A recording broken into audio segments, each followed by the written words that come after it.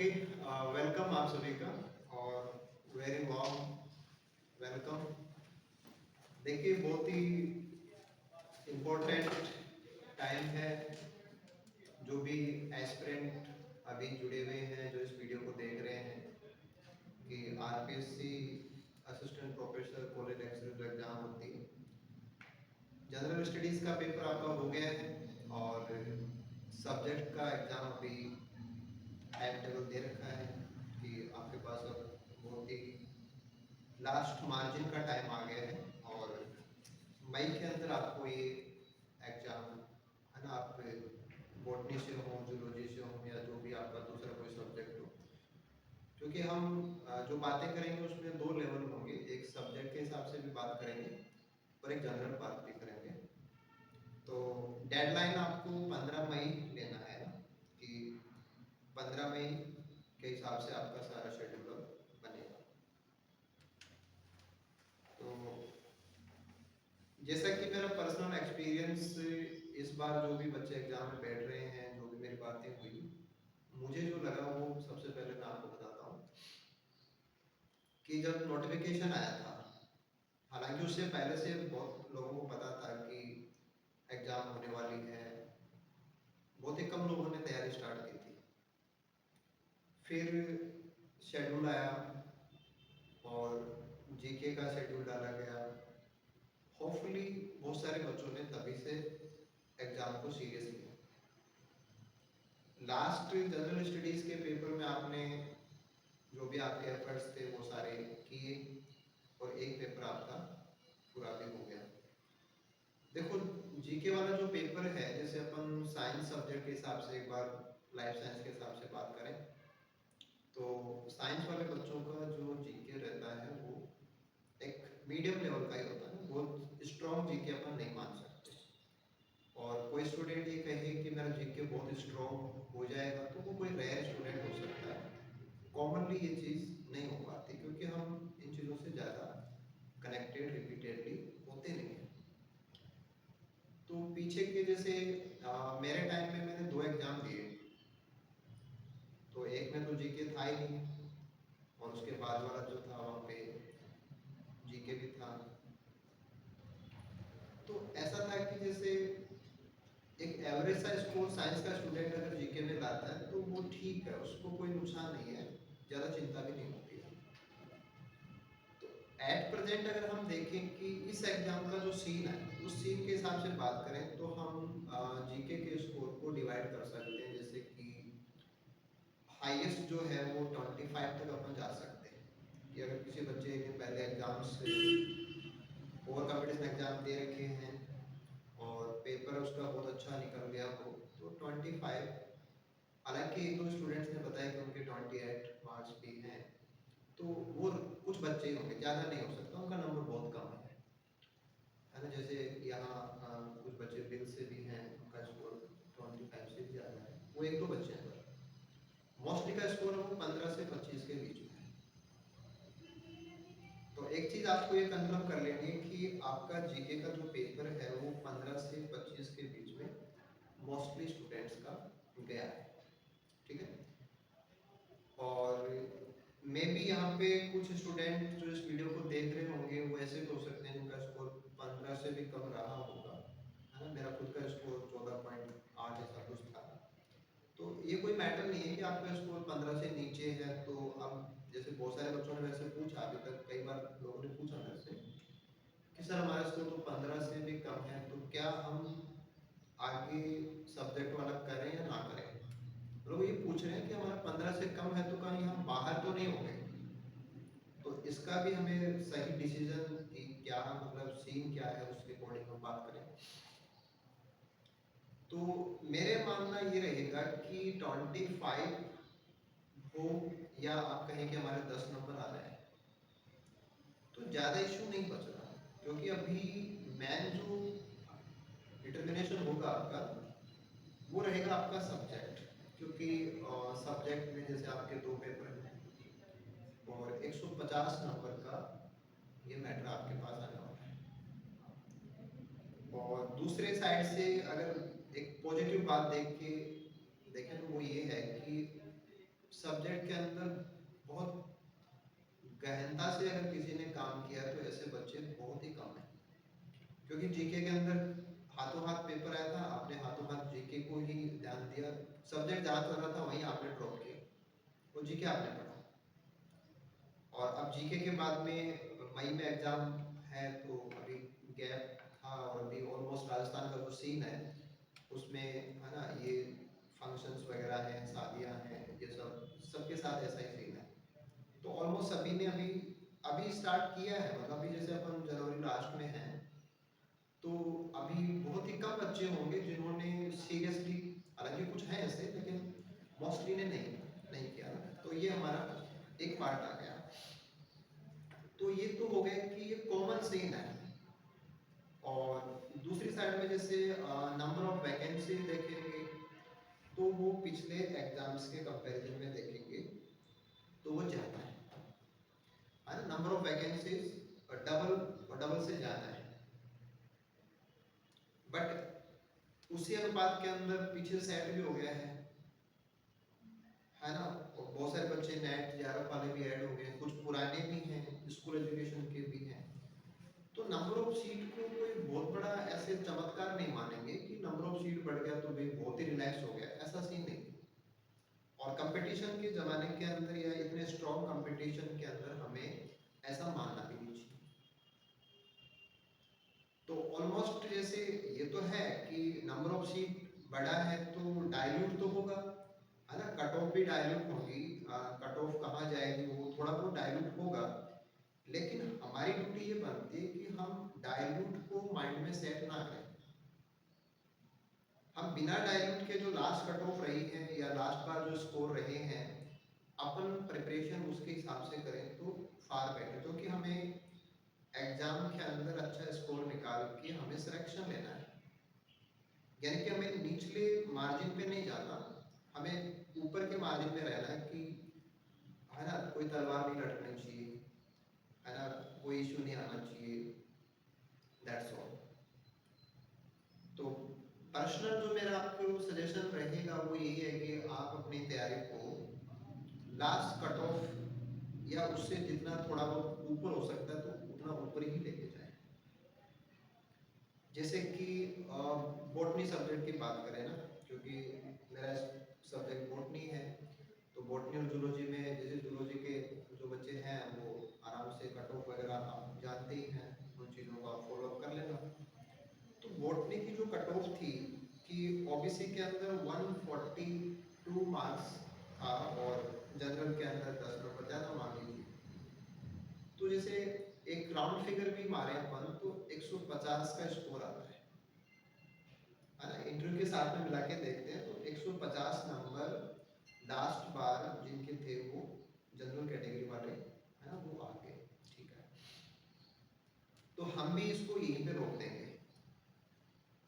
वैसे तो क्या होता है, देखो अपर लिमिट नहीं है, मैं पर्सनल मेरा बताऊं तो मैंने कोशिश यही की थी कि भाई जितने क्वेश्चन मेरे से सही हो जाएं मुझे वो सारे सही करने हैं। जैसे आपके दिमाग में ये नहीं होना चाहिए कि मेरे को इसमें 150 से बनाना है, आप 150 क्यों, ये 224 का मामला है तो आप 24 नंबर साइड में कर दीजिए इंटरव्यू वाले, आप 200 में से 195 लाओ ना 198 लाओ, कौन मना करता है, राइट। बट ये कि हम अच्छे से अच्छा कितना अच्छा कर सकते हैं सब्जेक्ट को, क्योंकि सिलेक्शन जिसका होना है सब्जेक्ट के दम पे होना है। मेन बात ये है, मेन फंडा सिलेक्शन का ये इंटरव्यू से सिलेक्शन नहीं होता है, जीके से सिलेक्शन नहीं होता है। जीके और इंटरव्यू से सिलेक्शन में मदद मिल सकती है, और जो चीज़ है वो है सब्जेक्ट, और वो है 150 नंबर का। और अगर आप 150 नंबर जो कि लास्ट बार का कट ऑफ है उसको फिगर आउट करके चलोगे तो आपको ये समझ में आ रहा है कि आप 150 नंबर आप ला रहे हो, तो ऑलमोस्ट आप ये सोच के चलिए कि आप इंटरव्यू में जाएंगे, है ना। इंटरव्यू में जाने से पहले का आपको कुछ प्रिपरेशन है, कुछ क्वालिटीज हैं, उन पे ध्यान देना पड़ेगा, है ना, वो सारा आपको तैयार करना पड़ेगा, वो रिटन एग्जाम के बाद का मामला होता है। तो उसके दम पे आप कुछ नंबर जरूर ला सकते हो, है ना? आपसे क्वेश्चन पूछे जाएंगे, आप उनके आंसर भी दे दोगे क्योंकि सब्जेक्ट पढ़ लिया आपने, तो सब्जेक्ट पढ़ लिया तो आप आंसर देने की स्थिति में रहोगे, तो आंसर भी दे दोगे। आप ड्रेस सेंस है ना, उस पर भी आप काम कर सकते हो। तो वी कैन अचीव मार्क्स। ऐसा नहीं कि हम वहाँ से खाली हाथ नहीं आएंगे, हम वहाँ से कुछ नंबर ला सकते हैं। और ये कुछ जो नंबर है उसको आप 5 से 10 के बीच में बेसिक लेके चलेंगे, इतने नंबर तो आप वहाँ से ले लेंगे। तो अगर आपका 20 स्कोर जीके का आ रखा है, 10 नंबर आप इंटरव्यू में ले आएंगे, क्योंकि आपको कोशिश तो देखो, जिस दिन आप फाइनल लिस्ट जारी नहीं होते उस दिन तक आपको इस स्थिति में तो रहना ही पड़ेगा, है ना। तो 20 नंबर आप जीके के निकाल दीजिए, जो कि एक जनरल रेंज है ना। 10 नंबर आप उसके निकाल दीजिए, 30 नंबर आप निकाल दीजिए, आपके पास 120 नंबर बचते हैं। 150 में से 120 नंबर, यहाँ जाके आपको लगेगा कि सच में सिलेक्शन है उस सब्जेक्ट से होता है। अगर आप 120 की बात करते हैं तो ये हो जाता है 80% आपका, कि सब्जेक्ट में आपके 80% मार्क्स हैं वो आने चाहिए। हल्का सा अगर इसको आप डाइल्यूट करें तो मेरे अकॉर्डिंग आप 75 से नीचे मत आना, है ना, कि 75% नंबर आपके आने चाहिए। तो 75% का मतलब हो गया कि कम से कम 112-13 नंबर होते हैं। तो 112 नंबर आपके, अब जैसे आपका जीके मान लो कि कमजोर गया है 10 नंबर पे ज्यादा, तो अब उसकी भरपाई सब्जेक्ट से कीजिए, है ना। आप सब्जेक्ट को बेटर कैसे कर सकते हो, ज्यादा नंबर कैसे ला सकते हो। इंटरव्यू के लिए मैं आपको बिल्कुल से श्योर कर देता हूँ कि इंटरव्यू में आप जैसा सोच के जाएंगे आपके साथ हूबहू वैसा होगा, इसकी कोई गारंटी किसी बच्चे के साथ नहीं होती। आप बहुत ही कम नॉलेजफुल हैं, क्या पता आपका एक्सपीरियंस उनको कैसा लग गया, कौन बोर्ड में बैठा था, उसके अकॉर्डिंग जा सकता है। हो सकता है कि वो फनी मूड में थे, आपसे कुछ पूछा, आपने भी फनी मूड में जवाब दे दिया, वो आपसे खुश हो गए, आपको 4 नंबर एक्स्ट्रा मिल गए, हो सकता है। वो फनी मूड में थे, आप सीरियस थे, आपसे पूछा, आपने मुस्कुराया नहीं, आप नेगेटिव जा सकते हैं उनके लिए। तो वो पर्सनल इंटरेक्शन का मामला है, उसमें हम अकेले नहीं हैं, उसमें बोर्ड बैठा रहता है, तो हमारे रिस्पॉन्स मैटर करते हैं वहाँ पे। लेकिन यहाँ केवल सब्जेक्ट है, इसमें हम जो राइट आंसर दे के आ रहे हैं वो मैटर करता है। तो आप सभी जो एस्पिरेंट्स हैं उनको अब ये मतलब पीक पीक टाइम आ गया आपका, कि सब्जेक्ट जिसका ज़्यादा बढ़िया है उसका सिलेक्शन होना है। और दूसरी बात ये कि अभी तक सब्जेक्ट सबका 100 लेवल पे हम ठीक ठाक बस इतना ही कह सकते हो, कि ज़बरदस्त लेवल किसी का हो सकता है, सबका नहीं है। और कोई होगा तो वो अपनी 1-2 सीट ले जाएगा, बाकी जो सीटें हैं वो तो जनरल जो हैं उन्हीं से आनी है, सारे जो कॉमन बच्चे हैं उन्हीं से आनी है। यानी कि जो बहुत आगे से काम कर रहा है उसको तो आप आज कैसे बीट करोगे, नहीं कर सकते। जिसने 1 साल पहले से मान लो सब कुछ छोड़ के तैयारी करने लगा हुआ है तो वो तो अलग लेवल लगे, उसको बीट नहीं कर पाओगे। बट जो आज लग रहे हैं, कोई और हैं, आप हैं, कोई थर्ड पर्सन है, वो रियल कंपटीशन में है।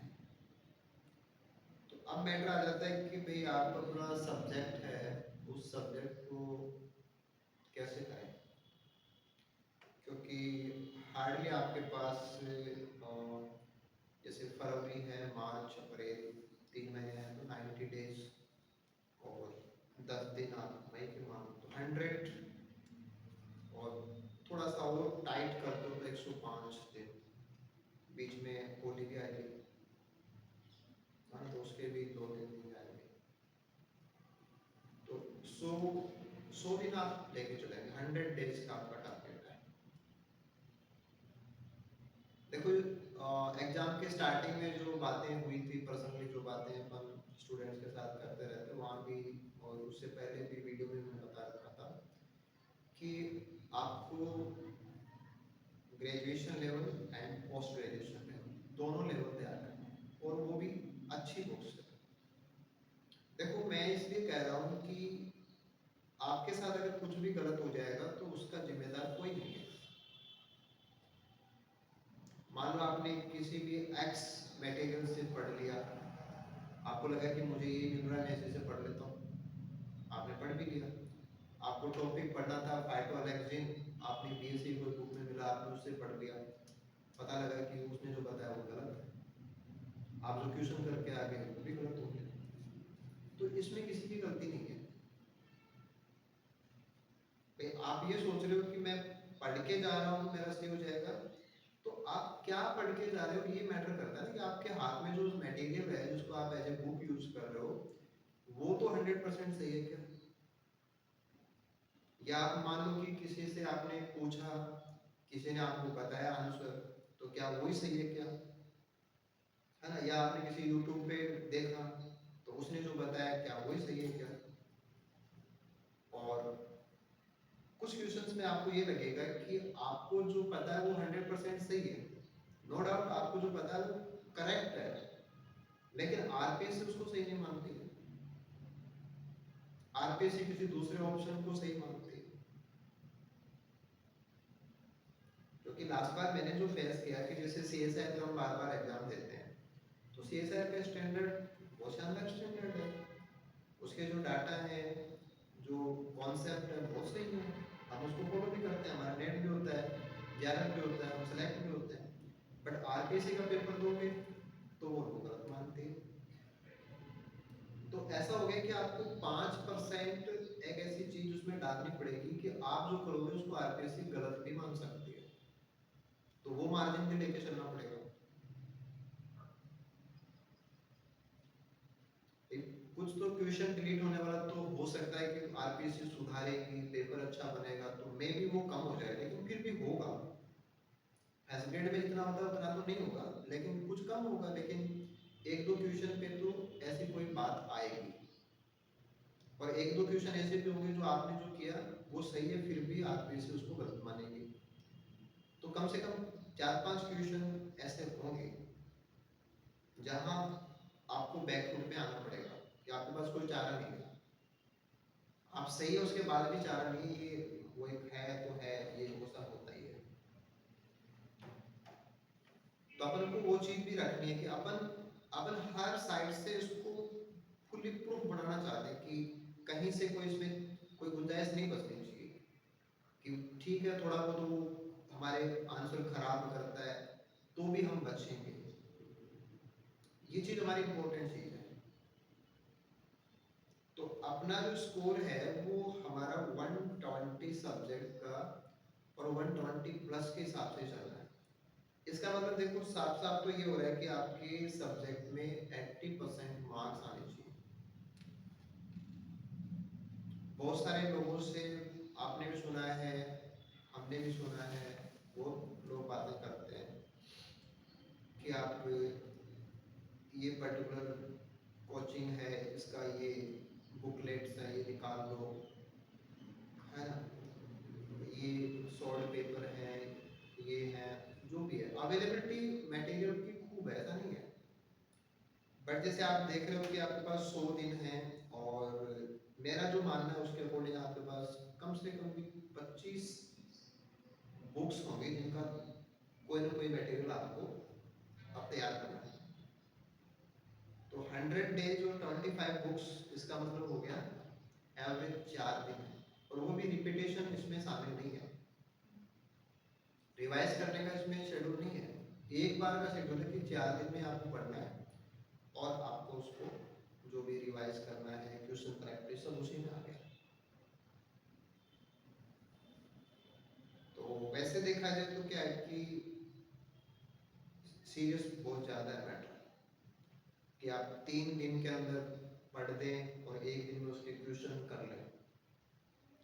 अब देखो मैं आपको पर्सनल एक सजेशन यहाँ पे ये देना चाहूँगा कि एक तो होता है कि मैं कितना तो पढ़ूँ और कितना क्वेश्चन प्रैक्टिस करूँ, क्योंकि कितना बोलने का मतलब है टाइम लगेगा, टाइम आपके पास सबसे इम्पोर्टेंट चीज़ अभी टाइम है कि टाइम ही नहीं है आपके पास, तो पढ़ने में ज़्यादा टाइम लगा दोगे तो भी गलत है, और आपने पढ़ाई नहीं है आप ट्यूशन प्रैक्टिस पे ज़्यादा जा रहे हो तो भी गलत है।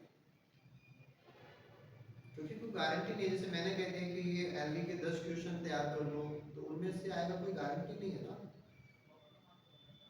कोई और कोई ऑप्शन है आपके पास कि इसमें से क्वेश्चन आ जाए, कोई गारंटी नहीं है। मे भी सारे मुख्य हुए आ जाए और मे भी उनमें से एक भी नहीं आए। और अगर आप 2015 का पेपर उठा के देखेंगे तो आपने उसके क्वेश्चन करके देखे होंगे, तो कुछ क्वेश्चन ऐसे हैं जो आपको समझ में भी नहीं आ रहा कि कौन से टॉपिक से है। तो लेवल कहीं भी जा सकते हैं, क्योंकि उसमें देखो सिलेबस देता जरूर है आरपीएससी, लेकिन उसकी कोई बाउंड्री नहीं है। विदाउट ए बाउंड्री सिलेबस है। तो आपकी ड्यूटी बनती है कि आप मैक्सिमम पढ़ लें।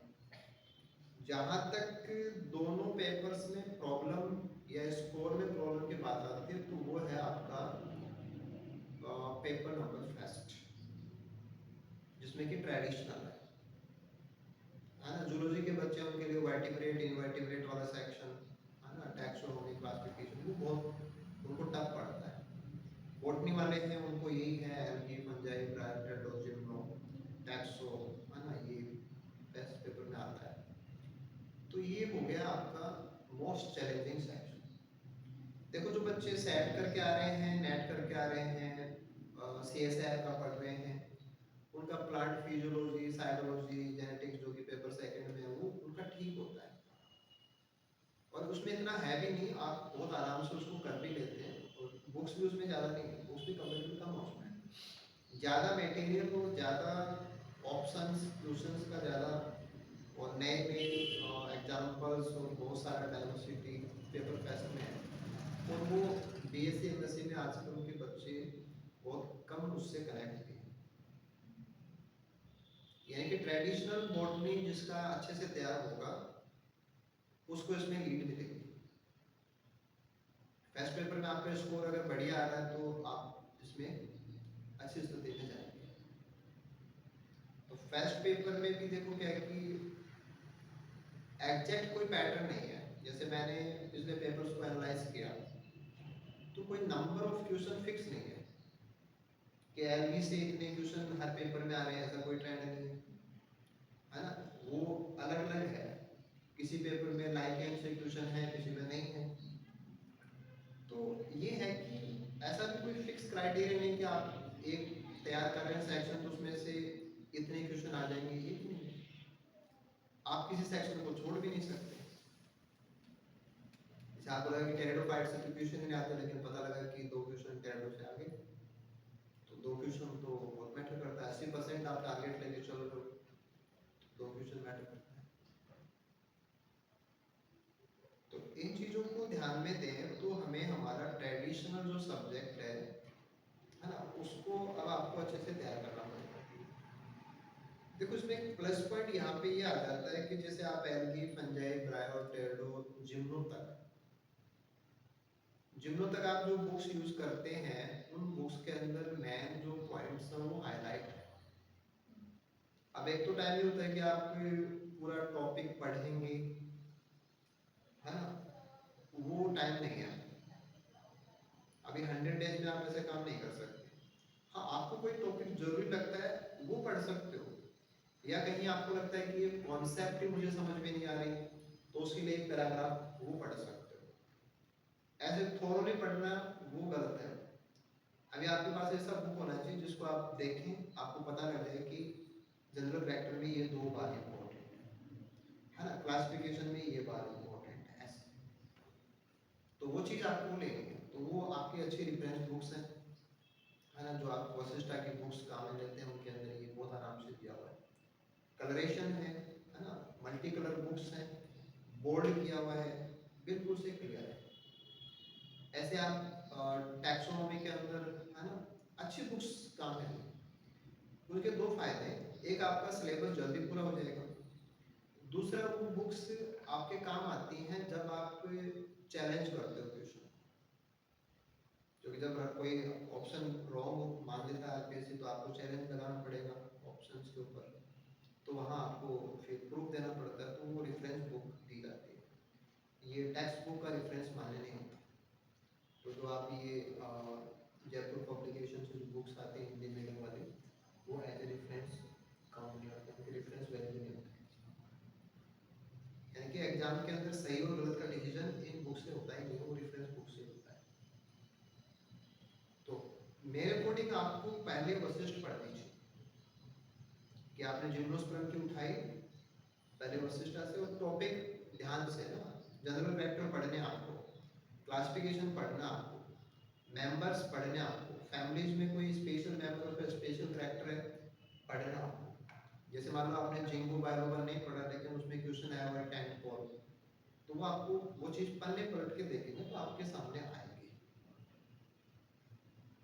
तो ओनली सिलेक्टेड चीजें उठानी है, यानी कि तैयारी भी करनी है लेकिन वो तैयारी भी बहुत स्मार्ट करनी है, टाइम बचाते हुए करनी है और अच्छे अच्छे कंटेंट से करनी है। तो ये स्ट्रेटजी आपको अपनानी पड़ेगी और ये मतलब फुल्ली वो है टाइम बाउंड सिस्टम। आप अपने, मैंने उस समय भी आपको जो पहला हमारी मीटिंग हुई थी उसमें मैंने बताया था कि आप अपने सिलेबस के प्रिंट आउट ले लीजिए और सिलेबस का एक मैन प्रिंट तो आप फाइल में रखिए और दूसरे प्रिंट को आप कैंची से काट लो, topic wise LV panchayat private सारे सेक्शन वाइज काट लो और उनको फिर आपकी जो बुक्स हैं उन पर पेस्ट कर दो और फिर उसमें आपको कंप्लीट करना है। सिलेबस में जो है वो तो मिस होना ही नहीं है, उसके अलावा भी आपको लगता है कि कुछ ठीक है कोई, तो वो ऐड कर लीजिए अगर आपके पास लग रहा है टाइम है तो ऐसे आपको हर बुक, क्योंकि अभी हर बुक आपके पास होनी चाहिए, अवेलेबिलिटी मस्ट है, नहीं है तो आप हाथों हाथ परचेज कर लीजिए, एक साथ लिस्ट बना के हाथों हाथ बुक्स ले लीजिए। अगर आप एग्जाम फाइट करना चाहते हो तब की बात है, क्योंकि अभी भी अपना ये जो सेशन हो रहा है, सेशन को अगर आप देख रहे हैं और जो स्टूडेंट्स को देख रहे हैं, उसके बाद में भी गारंटेड है कि 50% लोग जो हम आज बात कर रहे हैं वो नहीं करेंगे, 50% से ज़्यादा जो नहीं करेंगे वो फिर अपने हथियार डाल देंगे और वो फिर जो हिंदी की बुक्स हैं या और कोई कंटेंट है उसी से वो तुक्का मारने की कोशिश करेंगे। और इस लेवल पे आप बोल के भी ये मत सोचना कि भाई आप ऐसे ही नींद उठ के जाना चाहते हो आप असिस्टेंट बन जाओगे, तो बहुत ही रेयर मामला है, तो रेयरेस्ट आप मान के चलिए। मुझे नहीं लगता है कि ये चीज़ किसी के भी फायदे की है। तो अगेन मतलब ये कि कम ही लोग बचेंगे जो रियल कंपटीशन कर रहे हैं। तो आप पहला लेवल रेफरेंस बुक, उसके बाद में हिंदी वाला जो यूजी का बुक है उसमें आपको कुछ नहीं मिलेगा, कुछ नहीं मिलेगा। आप सिर्फ 10 मिनट 15 मिनट के अंदर सारे पन्ने उसके पलट के देख सकते हो, चेक कर लेना, उसमें ज़्यादा कुछ नहीं मिलेगा। हो सकता है कि कुछ मिलेगा तो वो आपको उसकी हिंदी नहीं आ रही थी ऐसा कुछ होगा तो वो कर लेना आप, ज़्यादा बचेगा नहीं उसमें। तो उससे क्या कि सेटिस्फेक्शन आ जाएगा कि चलो मैंने अच्छा बुक्स है उससे तो मैंने तैयार किया है और हिंदी वाले से मैंने देख लिया कि एवरीथिंग इज ओके, कुछ भी मिसिंग नहीं है। तो अपन को टाइम बचाना है, टाइम बचाना है, कंटेंट एरर लेस होना चाहिए, एरर नहीं होनी चाहिए, क्योंकि मैं भी अपन को ऑब्जेक्शन लगाना पड़ेगा, आप नहीं लगाएंगे कोई और लगाएगा, तो ऑब्जेक्शन लगाएंगे तो डेफिनेटली इन्हीं बुक्स के लगाएंगे और कोई बुक्स तो कोई पढ़ता नहीं है यहाँ पे, तो ये वाले बुक्स काम नहीं है। तो जो सिलेक्टेड बुक्स सजेस्ट की है मैंने पहले, आई होप आप लोगों ने सारी, आप लोग काम भी ले रहे हैं, आपने परचेज भी कर रखी है, अरेंज कर रखी है। हाँ तो मतलब ये कि वे ऑफ स्टडी जो है ना आपका कि तैयार करने का जो ढंग है वो पुराने वाला नहीं चलेगा। आपको कोशिश करनी है कि कम समय में जल्दी से और अच्छा काम करना है। इसमें देखो घबराना नहीं है, घबराने का इसमें कोई सीन नहीं है। आप 24 घंटे में से जितना मैक्सिमम, अभी आप मैक्सिमम भी पढ़ रहे हो है ना, 10-12 घंटे से ज़्यादा ही पढ़ रहे हो आप लोग, है ना, जैसे सारे लोग इतना टाइम दे ही रहे हैं तो इतना टाइम आराम से दीजिए। कुछ दिन आप जैसे 10-15 दिन के अंदर रूटीन में और अच्छे से आ जाएंगे, फिर आप टाइम को और बढ़ा देना। और कोशिश ऐसा करना कि एग्ज़ाम से पहले एटलीस्ट 4-5 दिन बचा लो, ताकि आपको रिपीट करना है ना, रिपीट करना हो मान लो, या कोई है ऐसा सेक्शन जो आपको लग रहा है कि दोबारा देखना पड़ेगा, तो वो आपका टाइम लेगा, तो उसके लिए मार्जिन लेके रहना ना। मे बी कोई हेल्थ इशू भी किसी को हो सकता है ना, कुछ भी सर्दी जुकाम कुछ भी हो सकता है। तो ऐसा होना चाहिए कि 4-5 दिन आगे पीछे भी हो तो अपन उसको सेट कर लें। ऐसा नहीं कि भाई अभी सिलेबस ही पूरा नहीं हो रहा, तो गलत है। मैनेजमेंट बहुत जरूरी है, तो आप सही से मैनेज करें, वेल प्लान करें। और दोनों ही पेपर के अंदर देखो, फर्स्ट पेपर के अंदर आपको कुछ जगह पे कोशिश करनी है,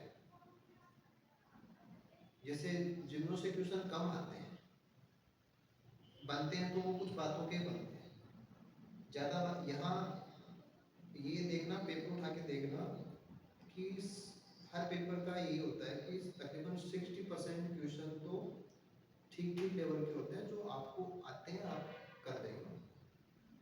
आपका चैलेंज 20% है कि 60% से आपको 80 पे जाना है, तो 20% आपका चैलेंज है।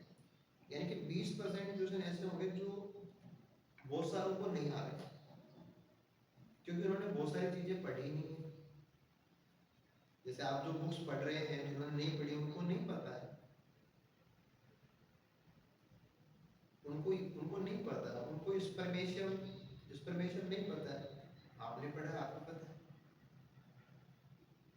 तो कुछ चीज़ें आप अच्छी बुक पढ़ोगे, उससे अपने आप आपके पार्ट में आ जाएंगे, वो आपका प्लस अपने आप ही बन गया। जो नॉर्मल क्वेश्चन है जो बाकी लोग कर रहे हैं, वो आपका गलत नहीं होना चाहिए। इस बात को सीरियस लेना है कि जो हर कोई बच्चा क्वेश्चन कर रहा है, या जो बेसिक लेवल का क्वेश्चन होता है कि फ्लोरीडियन स्टार्च किसमें पाया जाता है, तो ये रोडोपैसी का मामला है। पॉलीसाइफोन है, देखो भी वही बात है, रोडोपैसी देखो भी वही बात है। तो आप उसको अगर क्लोरोफाइस गलती से टिक कर दिया, तो उसमें तो आप ही गलती है। तो बेसिक क्वेश्चन गलत नहीं होना चाहिए, एडवांस क्वेश्चन भी आपके सही होने चाहिए। अब मैं आपको बताऊं कि आपके एडवांस क्वेश्चन कहाँ से होंगे। आप एडवांस क्वेश्चन सही हो जाए, उसके लिए आप जो जनरल कैरेक्टर पढ़ते हो, इकोनॉमिक इंपॉर्टेंस पढ़ते हो, उनमें से आधे क्वेश्चन सही जाएंगे। अगर आप इंग्लिश मीडियम वाली बुक्स को प्रेफर करते हो, क्योंकि उनमें हर मेंबर के इकोनॉमिक इंपॉर्टेंस है, पूरी क्लास के इकोनॉमिक इंपॉर्टेंस है, पूरे ग्रुप का अलग से इवोल्यूशन का मैटर दिया हुआ है ना। Evolution of sex in algae है आपके सिलेबस में, तो वो हिंदी बुक्स में नहीं है ना। पिगमेंट सिस्टम का बहुत शानदार जो हर एग्जाम का क्वेश्चन है, वो वशिष्ठा के अंदर पीछे टैगोर की भी सारी पिगमेंट्स का पूरा सिस्टम दिया हुआ है, इवोल्यूशन दिया हुआ फोटोसिंथेटिक सिस्टम का, है ना। लेमिनर सिस्टम है, कैसे वो क्लोरोप्लास्ट में इवोल्व हुआ, वो उसमें है। स्टीलर सिस्टम आप वशिष्ठा में पढ़ेंगे तो आपको पूरे अच्छे एग्जाम्पल मिलेंगे। तो अच्छी बुक के दो section, general character, economic importance, उनसे आपके कम से कम 30-40% क्वेश्चन जो नहीं होते थे वो आपके होने लग जाएंगे। यानी कि कुछ क्वेश्चन आपके ऐसे हैं जो वहां से अपने आप हो जाएंगे, क्योंकि वो बाकी ने पढ़े नहीं तो उनके नहीं हो रहे। सेम काम आपको उधर करना है सेकंड पेपर के लिए। तो सेकंड पेपर के अंदर भी है ना, जैसे जो भी आपकी बुक्स हैं, वहाँ पे मोस्टली रेफरेंस बुक्स हैं, वो ज़्यादा बड़ी हो जाती है, तो वहाँ आपको हिंदी मीडियम बुक्स हैं वो ठीक रहेंगी। फिजियोलॉजी के लिए जैसे जैन सर की बुक आती है, ठीक है, क्वेश्चन भी उसमें थोड़े अच्छे बुक्स आपको काम में लेने पड़ेंगे, राइट। और थोड़ा सा फिर लास्ट पेपर्स में क्या क्वेश्चन है, कैसे क्वेश्चन है, उनका आप 2-3 बार क्वेश्चन को देख लेना। तो क्योंकि ये लास्ट जो 3 पेपर हैं उनके 700 क्वेश्चन हैं। एक पेपर में आपके 150 क्वेश्चन आते हैं टेस्ट में, सेकंड में 150, 300 क्वेश्चन एक पेपर में आते हैं। तो पिछले 2 पेपर में तो ये 150 है, और 2010 वाले के अंदर ओनली 100 क्वेश्चन। तो ये पेपर्स भी आपके साथ शेयर किए हुए हैं, एप्लीकेशन के ऊपर भी अवेलेबल है। क्वेश्चन देखना बहुत जरूरी है।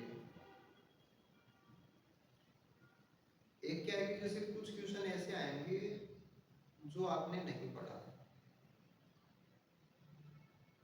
तो मान लीजिए कि आपने पढ़ा तो है लेकिन वो चीज़ नहीं पढ़ी, ऐसा भी हो सकता है। जैसे माइक्रोबायोलॉजी का सेक्शन है हाँ, या हो सकता है कि बायोटेक का कोई सेक्शन है, तो कुछ ऐसे सेक्शन जिसमें बहुत सारी चीज़ें होती हैं और क्या पता क्वेश्चन बनाने वाले ने कौन सी चीज़ डाल दी, तो मैं भी आपको कभी मिला ही नहीं, ये भी हो सकता है।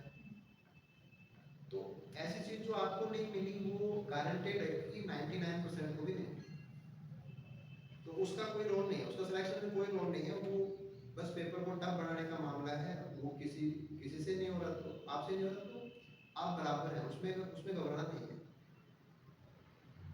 मेन अगर आपने अच्छी तैयारी की है तो आपको अपने आप ही पता लग जाएगा कि ये क्वेश्चन मेरे से नहीं हो रहा, इसका मतलब बाकी से भी नहीं हो रहा, तो कोई प्रॉब्लम नहीं है। एकदम से स्ट्रेंथ मिलेगा, नया मिलेगा। हाँ, बट कुछ चीज़ें हैं जो ठीक ठाक सा इम्प्रूवमेंट है उनमें, वो आप अच्छी बुक्स वगैरह अच्छी जगह से ये सब करते हैं तो वो आपका अच्छे से हो जाएगा।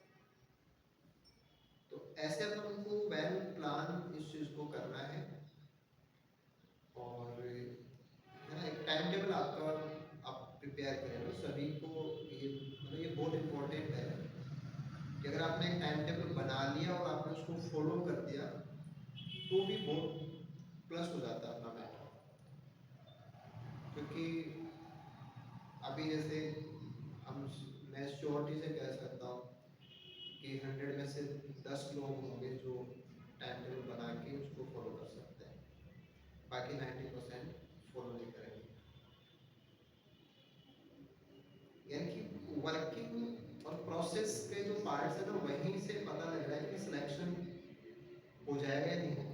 अगर आपने फॉलो कर रखा है तो हो जाएगा, और जिन्होंने फॉलो नहीं कर रखा है इसका मतलब वो उस लेवल पे जाना चाहते ही नहीं है।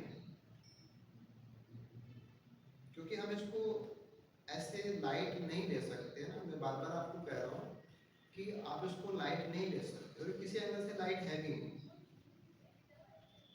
तो लाइट हम लेना भी नहीं चाहते, लाइट हमें लेना भी नहीं है। हम कितना दम लगा सकते हैं, मैटर ये कि आप कितना पढ़ सकते हो, कितना अच्छा पढ़ सकते हो, कितने अच्छे से क्वेश्चन कर सकते हो, बस वो आपका पीक आपको देना है। तो आई होप जैसे कि ये सारी बातें आप है ना, आपने हो सकता है कुछ अच्छी बातें लगी होंगी तो आपने नोट भी किया होगा, या वैसे भी देखें तो सारी जनरल बातें ही हैं, आपको ये सारी बातें समझ में आ गई होंगी। यानी कि लाइट आपका मन कर सकता है कि मैं लाइट ले लूँ इस टॉपिक को, आपका मन हो जाएगा कि ठीक है जल्दी से हो जाएगा, इसको इधर इससे कर लेते हैं, लेकिन वो आपको नुकसान दे सकता है। तो आपको रिस्क जीरो करके चलना है ना, आपको रिस्क नहीं लेना। तो 100 डेज बहुत है। मैं जब मैंने सिलेक्शन की बात करूँ तो मैंने जब ये एग्ज़ाम दिया था तो मैंने 12 डेज मुझे मिले थे ना, पीएचडी के टाइम के अंदर मैंने 12 दिन स्टडी को दिए थे। तो 12 दिन के अंदर पढ़ना और रिपीट करना ये सब हो गया था, तो ये तो उससे 8 गुना टाइम है। 12 की 96 होता है, तो 8 गुना टाइम है। तो अभी कर सकते हो, ऐसा नहीं है। देखो पर्सनली मैं आपको बताऊं तो अगर आपने एक बुक को आपने कहा कि मैं इस बुक को इतने टाइम में पूरा करूँगा, आपने कर दिया तो आपसे दूसरी बुक भी पूरी हो जाएगी। अगर आपने 2 बुक को विद इन टाइम पूरा कर दिया तो आपसे तीसरी बुक भी होने लग जाएगी। फिर आपको खुद ही लगेगा कि मैं इतना फास्ट कभी नहीं करता था लेकिन अब करने लग गया। अगर आपने पहली बुक टाइम आपने सेट किया, उस पर नहीं हुई तो आपसे फिर दूसरी भी और आगे का तो मतलब ही। देखो इसमें एक और चीज़ आप ऐड कर दीजिए कि आपको जो कैलकुलेशन करना है टाइम का हो या कंटेंट का हो या इंटरनेट से कुछ देखने का हो, उसका टाइम अलग बना दो। ऐसा नहीं कि आप पढ़ रहे हो, अभी आपके सामने एक चीज़ आई, अभी आप गूगल खोल के बैठ गए, फिर आप 1 घंटे के बाद में फिर दूसरी चीज़ आई, फिर आप गूगल खोल के बैठ गए। इससे आपका टाइम, ठीक है आप वो चीज़ ढूंढ लेंगे लेकिन उसके बाद में आगे पीछे आपका टाइम और खराब होता है।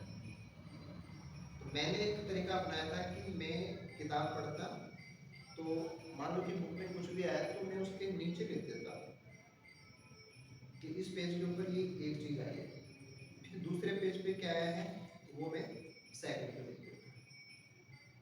जैसे मैंने आज ये 50 पेज पढ़े तो इन 50 पेज में मुझे 5 चीज़ समझनी है तो मैंने वो नीचे लिख दी। अब जैसे मेरा पढ़ने का सारा पूरा हो गया सीन कि मैंने ये टाइम बनाया था मेरा और इसमें मैंने मेरा काम कर दिया, अब उसके बाद में मैं उनको देखूंगा और उनको देखने के बाद में वापस डाटा लगा। बाकी जो है सोशल कनेक्शन जितना मैनेज हो सकता उतना मैनेज करो, जितना कम से कम टाइम देके मैनेज किया जा सकता उतना मैनेज करो। स्ट्रेस नहीं लेना है, फैमिली के साथ रहो, है ना, घर के बाकी लोगों के साथ बैठो बात करो, उसे तनाव कम रहेगा। उनको बताओ, उनको बताओ कि आज मैंने इतना काम किया, मैंने इतना टारगेट बनाया, मैंने इतना पूरा किया, उनसे डिस्कस, उनको बताइए। खुद का टाइम टेबल है उसको फॉलो कीजिए, है ना। इन सर्किल जो आपका ग्रुप है, जैसे आप लोग आपस में भी कनेक्टेड होंगे तो एक कॉमन सा शेड्यूल रखो अपना। जैसे बहुत बार ये होता है कि जैसे मैंने तो अभी बंद किया बुक और आप अभी टॉपिक आपका चल रहा है तो बीच में आप मेरे को मैसेज करोगे, फिर जब मेरा आपका टॉपिक पूरा होगा तो मेरा दूसरा टॉपिक चल रहा है तो फिर मैं आपको जवाब नहीं दे सकता। तो मेरे अगर किसी से कनेक्ट होना है तो पैरेलल से रहो, या तो कनेक्ट मत हो, होते हो तो टाइम एक ऐसा रखो कि आप आपस में कुछ दो चार बातें पूछनी हो तो जल्दी से हो जाए, टाइम खराब ना हो।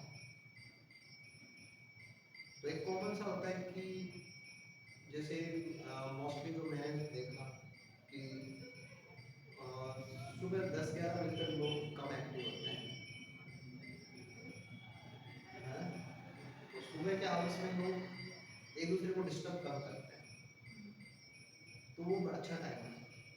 आप अर्ली मॉर्निंग उठ जाइए, कोई इशू नहीं है, आप 4 बजे उठ जाइए, 4 से लेके 10 तक 6 घंटे होते हैं, आप 5 घंटे पढ़ सकते हैं। यानी कि 24 घंटे का आधा काम तो आपने अभी कर दिया सुबह सुबह, नाश्ता नाश्ता ही होगा आपका, फिर आपका काम हो जाएगा। फिर आप बीच में आपके बाकी जो है और काम है टाइम दे सकते हो, रेस्ट भी कर सकते हो, है ना। जैसे आगे उस स्नैप को अगर भी डाल दो ना कि 15-20 मिनट देखें, क्योंकि थकान आती है। मैंने खुद नोट किया है कि आप बहुत ज़्यादा पढ़ सकते हो, ऐसी बात नहीं, लेकिन अगर आपने 15-20 मिनट बीच में एक छोटी सी नींद अगर डाल दी तो वो ज़्यादा सही है। जैसे कुछ तो नींद को चूज करते हैं, कुछ चाय को चूज करते हैं, है ना। तो मेरा ऐसा मानना है कि पहले आप नींद ले लो फिर चाय ले लो, क्योंकि थकान थकान ही होती है। थकान को सही तरीके से हैंडल करना चाहिए। रेस्ट बहुत अच्छी चीज़ होती है। आप आधा घंटा अगर सो जाते हो या आधा घंटा आप रेस्ट करते हो तो उसकी भरपाई आप आगे जो 6 घंटे पढ़ोगे उसमें अच्छा पढ़ के कर सकते हो। अगर आप वो आधा घंटे नींद नहीं लेते हो तो आप आगे के 6 घंटे भी थोड़ा खराब ही होंगे। ये है इसका लॉजिक। तो मैंने जैसे कहा कि बाकी बाकी लोग जब खाना खाते हैं करके तभी आप उनके साथ बैठ के खाना खाओ, कंटिन्यूटी थोड़ी बनाए हैं। बाकी लोगों का चाय का टाइम होता है तभी आप उनके साथ चाय शेयर करो। नाइट में आप जितना जा सकते हो, है ना, क्योंकि 5-6 घंटे 6 घंटे एनफ है। 6 घंटे आप आराम से, है ना, 4 से 6 निकालते हो तो आप जैसे 10 बजे सो जाइए, कोई इशू नहीं है। आप लेट सोना चाहते हो 12 बजे, क्योंकि रात को जैसे मुझे लगता है कि रात को इंटरफेयर ज़्यादा होता है। रात को जो मोबाइल है ना, उनसे आपका टाइम ज़्यादा खराब होता है, आपको पता भी कम चलता है और इनडायरेक्टली लोग रात को टाइम खराब करते जाता है। सुबह अगर आपसे कोई बात करेगा तो जल्दी बात पूरी हो जाएगी। तो इन चीज़ों को अपन को ध्यान देना है कि अपने टाइम के हिसाब से अपन मैनेज करें। तो ये सारी चीज़ें हैं, आप रूटीन में रहेंगे नो डाउट सारी चीज़ें हो जाएंगी, टाइम है अभी, ऐसा नहीं टाइम नहीं है। देखो आप में से बहुत सारे लोगों ने मेरे को भी बोल रखा था, मैंने भी आप लोगों से बातें कर रखी थी कि हम आपके लिए क्या कर सकते हैं। तो मैंने आपको पहले ही बात कह दिया था कि भाई हम आपको थोरोली कुछ नहीं पढ़ा सकते और कोई नहीं पढ़ा सकता, है ना। कोई भी टीचर आपको उतना नहीं पढ़ा सकता जितना आप खुद पढ़ सकते हो, है ना। ये मैंने खुद ने मेरे टाइम से नोटिस किया है कि हम हमारे लिए जितना पढ़ सकते हैं दूसरे के लिए नहीं पढ़ते, और हम किसी से ऐसी उम्मीद करें तो वो गलत उम्मीद होती है। तो आप अपना जो शेड्यूल चल रहा है उसी में रहो, उसी को कंटिन्यू करो, उन्हीं बुक्स के साथ रहो, उनको द बेस्ट लेवल पे लेके जाओ। और एक छोटा सा एफर्ट जो मैं चाह रहा हूँ कि जैसे आप में से काफ़ी सारे स्टूडेंट पर्सनली मेरे से जुड़े रहे हैं, तो एक हो ही जाता है ना, एक स्वार्थ हो जाता है कि भाई ये तो हमारे बच्चे हैं, इनका तो सिलेक्शन होना ही चाहिए, तो वो है। तो उसके लिए जैसे यही मैंने भी बहुत सोचा इसके बारे में कि आपका टाइम खराब नहीं होना चाहिए, टाइम खराब आपका नहीं होना चाहिए। तो एक तो क्या है कि 700 क्वेश्चन है पीछे के क्वेश्चन, तीनों एग्जाम के 700 क्वेश्चन है। मे बी आपको भी बहुत सारे क्वेश्चन आते हैं, किसी और को भी आते होंगे, सबको ही आते होंगे, या नहीं आते थे तो उन्होंने देखा होगा, बुक से पढ़ा होगा, सर्चिंग किया होगा, तो बहुत कुछ चीज़ें क्लियर हो गई होंगी। लेकिन फिर भी मेरा मानना है कि उन सारे क्वेश्चन, जैसे हम CSIL में पैटर्न फॉलो करते हैं कि पीछे के जितने भी क्वेश्चन हैं वो हम एक बार करके देख लें तो ज़्यादा ठीक है। वही आपके यहाँ लागू होता है कि पीछे का हर क्वेश्चन आप करके देख लें तो ज़्यादा ठीक है। और अगर आप क्वेश्चन सॉल्व कर रहे हो और क्वेश्चन के अंदर कोई और भी बात अगर जुड़ सकती है तो वो भी आपके सामने आ जाए तो ज़्यादा बेटर है। तो अभी हमने जो डिज़ाइन किया है कि 700 क्वेश्चन तो हमने PYQ पे डाले हैं, और 1000 क्वेश्चन सिलेक्टेड क्वेश्चन लिए हैं कि जो अच्छे क्वेश्चन, अच्छे का मतलब ये कि बहुत टफ से मतलब नहीं है, बहुत टफ तो कुछ भी हो सकता है, जो किसी को नहीं आ रहा कुछ भी हो सकता है, तो वो नहीं है। ऐसा कि जो पूछा जा सकता है, जनरल चीज़ें हैं, जनरल क्वेश्चन आते हैं, बहुत छोटे छोटे क्वेश्चन आते हैं, लेकिन पेपर्स में सारे तो है नहीं, बहुत कुछ तो नहीं है ना पेपर में, तो वो भी आपकी आंखों के सामने आ जाए, आप उसको करके देख लें, आपका सही गलत जो भी है, गलत है तो आप उसको इम्प्रूव कर लें हाथों हाथ। तो वो एक कोशिश हमने की है।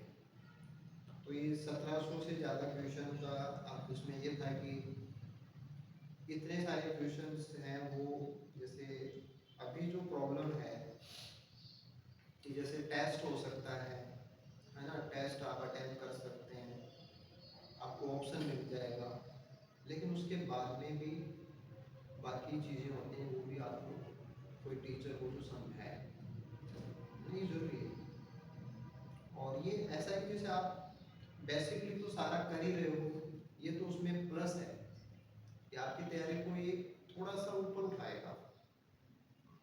तो जो अच्छे सारे क्वेश्चन हमने चूज करके इसको डिज़ाइन किया ना, तो उसमें ये चीज़ें हमने इसी पर्पज से रखी हैं कि वीक में हम 2 टेस्ट चाह रहे हैं।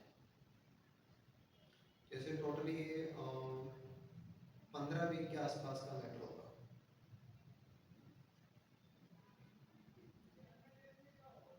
तो एक वीक में 2 टेस्ट, 2 टेस्ट का मतलब ये कि जैसे हमने इसमें डालने की कोशिश की है 120 क्वेश्चन एक टेस्ट में। तो 120 क्वेश्चन आप घंटे भर में कर सकते हो, है ना, जो भी टाइम शेड्यूल है उसमें आप कर सकते हो, और फिर उसका डिस्कशन है। तो क्वेश्चन हो जाए और उसका डिस्कशन हो, जैसे मान लो कि पहला हमने एलजी का ही लिया है, तो एलजी के 120 क्वेश्चन प्लस उनका डिस्कशन, आप जो पढ़ रहे हो वो आपके पास है, और ये क्वेश्चन है आपकी, वो क्वेश्चन आप अटेम्प्ट करके देख लो। टारगेट आपको 80% लेके चलो, 80 to 90%, क्योंकि आप अगर 50% टारगेट लेके चल रहे हो तो कोई मतलब नहीं है। पहले टेस्ट से आपका टारगेट 90%, और फिर उसमें जो इक्की दुक्की क्वेश्चन है जहाँ कुछ नया लग रहा है आपको या कुछ कंफ्यूजिंग लग रहा है या नहीं क्लियर हो रहा है, वो फिर डिस्कशन में तो आने सारे क्वेश्चन होने में आपके काम का क्या है। जैसे मान लो डिस्कशन का वीडियो 2 घंटे का है, तो आपको कोई क्वेश्चन कंफर्म है तो आप उसको स्किप करो, उस वीडियो का आप आगे कर दो। जो क्वेश्चन आपको टफ लगा था बस आप वो देखो। नहीं, स्टूडेंट तो सारे लेवल के हैं, कुछ ऐसे भी स्टूडेंट मिलेंगे जो अभी केवल टेस्ट सीरीज और केवल क्वेश्चन पढ़ के भी एग्जाम देने जाएंगे, ऐसे भी हैं। और कुछ ऐसे भी हैं जिन्होंने बुक्स को बहुत सारा पढ़ लिया, अब तक पढ़ लिया, और पढ़ेगा उनको। तो सारे लेवल के स्टूडेंट्स हैं। पर देखो पता ना कि जैसे सही तो सही होता है, तो मेरे मायने में सही है अच्छी बुक, अच्छे क्वेश्चन, और पेपर देने के बाद में जैसे बच्चे कहते हैं कि सर मेरे हिसाब से तो यही सही होना चाहिए, बट वो होता नहीं है। तो उसके कारण यही आते हैं कि भाई आपने या तो सही जगह से पढ़ा नहीं था, या आपने जहाँ से भी सीखा होगा वहाँ से आपने गलत सीखा। तो एक ये हमारा प्रयास है कि एक टेस्ट सीरीज जो हमने अभी चालू की है ना, तो इसमें ये पर वीक 2 टेस्ट आएंगे आपके, यानी 240 क्वेश्चन। तो उसका अगर आप तैयारी में आप ऐड करना चाहते हो तो आप उसका टाइम भी उसमें डालो कि आपको एक सप्ताह के अंदर ये 3-4 घंटे आपको इधर देने पड़ेंगे। और क्योंकि स्पेशली बॉटनी का है तो बॉटनी में थोड़ा सा ऐसे ही कि भाई हम थोड़ा श्योर कर सकते हैं आपको कि जो भी आपको आंसर बताए जाएंगे, आपको डिस्कस कराए जाएंगे, वो मतलब सच में ठीक होने चाहिए। मतलब हमारी कोशिश ये रहेगी कि वो सच में ठीक हो, क्योंकि जो रियल में बॉटनी जिसने इतना ज़्यादा ना पढ़ा हो या बॉटनी से इतना कनेक्ट ना हो तो वही आंसर दे, और एक बॉटनी से प्रॉपर जुड़े रहने का आंसर का अंतर होता है, बहुत अंतर होता है। तो एटलीस्ट किसी और को फ़ायदा मिले, अच्छी बात है, लेकिन आप जो हमारे स्टूडेंट हैं सारे, इनको तो मिलना ही चाहिए। तो जो पीछे से हमारा जो कोर्स था उसमें ये डला हुआ है, उसमें तो इंक्लूड है, नए स्टूडेंट्स हैं उसको भी ज्वाइन कर सकते हैं। इसके बाहर भी हम हमेशा हमारे स्टूडेंट्स के साथ होते हैं। लास्ट बार 2023 में मैंने आपसे कहा था कि 2023 बहुत अच्छा है, तो नो डाउट बहुत सारे बच्चों के लिए अच्छा ही था, है ना। अब 2024 है तो 2024 भी बहुत ही अच्छा है। अब वो आप मेहनत कर रहे हैं तो आप 2024 को अच्छा ही बनाएंगे। तो कंक्लूजन वाइज देखें तो जेके जैसा हो गया, कोई दिक्कत नहीं है। सब्जेक्ट में 80% से अबोव लाइए तो आप सेलेक्ट हो रहे हैं। इंटरव्यू का टेंशन एग्जाम रिटर्न की हो जाए तो मई में, उसके बाद बात कर लेंगे क्या करना है, कैसे करना है, क्या पढ़ना है, क्या बताना है, कैसे बताना है, वो बात करें। तो देखो एक टीचर का तो ये होता है कि उसके स्टूडेंट कामयाब हो जाए। तो आप लोग सारे मेहनती हैं, मुझे पूरा विश्वास है आपकी मेहनत पे। जैसे हमारे साथ बैठे अभी हैं, प्रिया भी मेहनत करती है, गीता मेहनत करती है, दिव्या मेहनत करती है, आप लोग जुड़े हैं, साइना जुड़ी है, और लोग जुड़े हैं, कभी जुड़ा है, बहुत सारे बच्चे और जुड़े हैं। आप आगे जो बाद में वीडियो देख रहे हैं, यू ऑल आर लर्नर्स। वो अलग होता है, वो टाइम खराब करने वाले बच्चे, उनका माइंड सेट अलग होता है, आप लोग उनसे डिफरेंट है।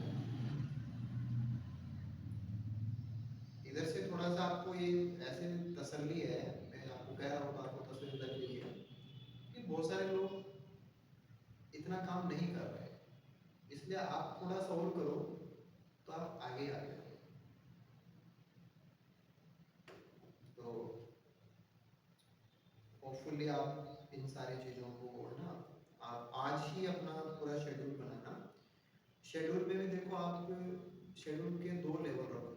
एक बड़ा शेड्यूल जिसमें आप थोड़ा सा टाइम बढ़ा लेते हो, जैसे 1 वीक का हो गया, और फिर उसमें पर डे का, वीक का शेड्यूल और एक डे का शेड्यूल। क्योंकि डे में क्या होता है, जैसे आज और कल और अगले दिन आपकी सराउंडिंग का सारा सीन कुछ ना कुछ चेंज हो सकता है, थोड़ा बहुत वेरी कर सकता है। तो ऐसे आप पूरा बनाए ना कि एटलीस्ट ऐसा कर दो कि जैसे एक ये तरीका हो, जैसे मैंने जो तरीका अपनाया कि आप इसमें उल्टा चलो कि एग्जाम के डे से एक दिन पहले का तो वैसे ही छोड़ दो। उससे पहले के जैसे कि प्रॉब्लम क्या है कि जैसे दोनों पेपर एक ही दिन हो गए आपके, है ना, ये बड़ा प्रॉब्लम होता है कि सेकंड पेपर के लिए आपको गैप भी इतना सा मिलेगा कि आप चाय नाश्ता कर सकते हो, इतना ही मिलेगा, और उसके लिए पढ़ नहीं सकते। तो ये थोड़ा सा चैलेंजिंग चीज होती है कि आपको अगर एक दिन मिल जाता तो बहुत अच्छा होता, वो नहीं होता इसमें। और आप सेकंड पेपर में बैठने से पहले लगभग एग्जॉस्ट भी हो जाते हो, क्योंकि पेपर फेस्ट में वो वैसे भी भारी सा मामला है और टफ भी है। आप पहले ही बार उससे सामना होता है तो उसमें थोड़ा ताकत भी ज़्यादा लगाते हैं, तो वो चीज़ें आती हैं। उससे पहले की नाइट थोड़ा सा ज़्यादा ही माइंड चलता है उसमें, तो स्ट्रेस भी थोड़ा बहुत रहता है, लाजमी है, रहेगा वो, तो उसका कोई सॉल्यूशन नहीं है। तसल्ली दे सकते हो बस, वो अपने आप करता है। उससे पहले खाना, है ना, थोड़ा बहुत कम आता है, कम खाते हैं, बहुत सारे बच्चे जानबूझ के कम खाते हैं, मुझे लॉजिक समझ में नहीं आता, है ना। आपको उस दिन रेस्ट करना चाहिए। जैसे कॉन्सेप्ट होती है कि अगर आपको घोड़ों की रेस, है ना, घोड़े अगर आपको दौड़ में घोड़े को जिताना है, आप चाहते हो कि आपका घोड़ा जीते, तो आपको उस घोड़े को दौड़ से पहले रेस्ट देना पड़ता है।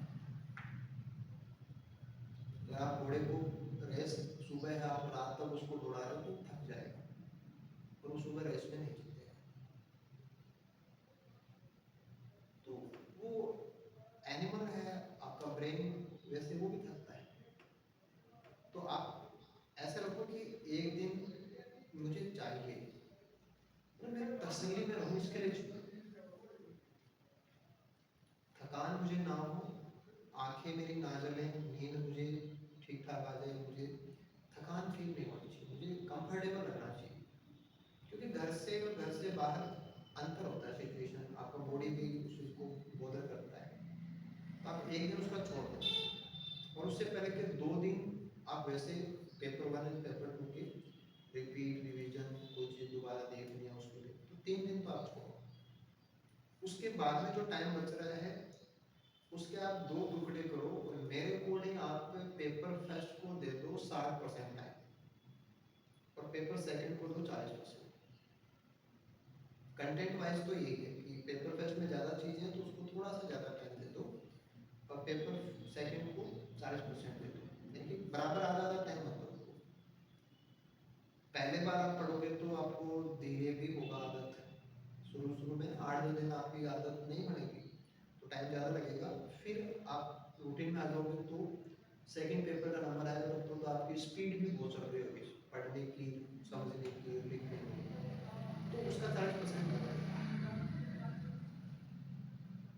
तो आपने टाइम को वैसे बड़े, है ना, 60% 40% बांटो, फिर 60% के अंदर बांटो कि यानी कि फंजाई ब्राइट कितने सेक्शन है, और फिर जैसे जिम्नो का सेक्शन हो तो आप एक ही दिन में कर लोगे उसको, तो उसको ज़्यादा टाइम नहीं देना। टेरिडो है, आधे दिन में कर लोगे। एल की है, उसमें ज़्यादा लंबा है, टाइम लेगा। फंजाई है, टाइम लेगा। तो जो चीज़ें टाइम लेती हैं उनको थोड़ा सा सोच के, टाइम लेने वाली चीज़ों को थोड़ा ज़्यादा टाइम दे दो, कम लेने वाले को ऐसे, तो सिंसियरली टाइम दो, ऐसे नहीं बराबर नहीं दे सकते पर, क्योंकि हर चीज़ बराबर नहीं है। तो ऐसे आप मैनेज करो, और अगर इन प्रैक्टिस आप ऐसा ऐसा इसमें डाल दो कि कि आपने जो टाइम दिया 60% उसमें से भी 1-2 दिन बचा लो तो बहुत अच्छा है। तो आपका सेकंड पेपर 1-2 दिन पहले चालू हो जाएगा तो लास्ट में आपके पास 1-2 दिन एक्स्ट्रा और बचता है, वो फार बेटर है। एग्जाम से पहले जितना जल्दी आपको तसल्ली आ जाए उतना आपका अच्छा स्कोर जाएगा। यानी कि ऐसा कॉन्सेप्ट होना, जैसे मैंने कॉन्सेप्ट बनाया था कि मैंने देखा कि लोग एग्जाम देने जाते हैं तो पूरा बैग भर के ले जाते हैं किताबों का, ट्रॉली बैग है आजकल, ट्रॉली बैग आ गए हाथ वाले में, तो कैसे क्या होगा, ट्रॉली बैग भर के ले जा रहे हैं। अब एक नाइट वहाँ रुकना होता है, कुछ लोग एक दिन पहले चले जाते हैं कि वहाँ सेट हो जाए, होते हैं ऐसे लोग भी। हाँ, जैसे जयपुर आ गए तो उनका खाना रुकने का है, या किसी सिटी में आ गए वहाँ उनका है पहले से, तो वो सप्ताह भर पहले चले जाते हैं, वो अलग अलग है। कुछ लोग ऐसे हैं जो अभी से जयपुर में बैठे हैं, ऐसा भी है, उन्होंने सेंटर भी जयपुर भरा है, वो अभी से जयपुर में उन्होंने पीजी ले लिया होगा, हॉस्टल ले लिया होगा, रूम ले लिया होगा, वो ऐसे कि भाई हम यहीं पे रहेंगे और यहीं पे तैयारी करेंगे और एग्जाम दे के जाएंगे। तो अपन जैसे घर पे हैं तो अपन को ट्रांजिशन के अंदर थोड़ा सा होता है, माइंडसेट का फर्क पड़ता है, तो वो भी देखना पड़ेगा, है ना। और उस हिसाब से क्या है कि जैसे हेल्थ वगैरह आपकी काफ़ी अच्छी, हाँ तो वो मैं बुक्स की बात कर रहा था आपसे, तो आपको इस चीज़ से बचना है। बुक्स लेके जाओगे, मुझे नहीं लगता कि पढ़ जाएंगे, है ना। बहुत से लोगों को मैंने देखा है, पर्सनली मैंने नोटिस किया है कि बुक्स लेके, पूरी बुक्स लेके जाते हैं,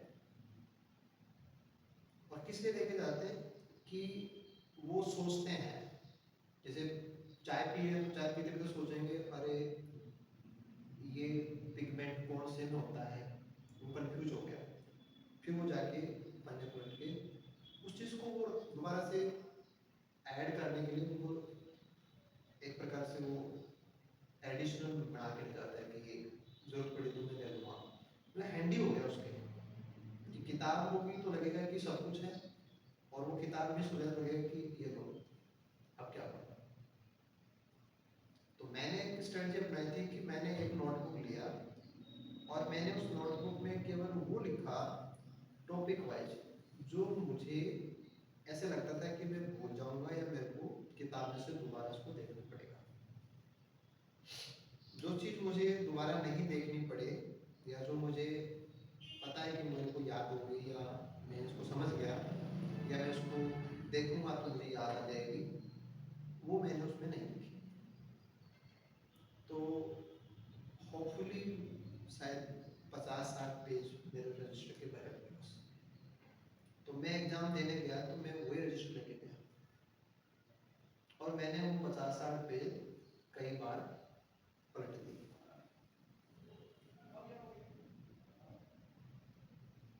मीन्स आप किताब पढ़ लीजिए, किताब में आपके पास 50 बात आती है, ठीक है, 50 में से आप 40 बात तो आपको आती हैं, आपको 5-7 ऐसे पॉइंट हैं, नाम होंगे, एग्जाम्पल होंगे, या और कोई चीज़ होगी जो आपको लगता है कि मैं भूल सकता हूँ,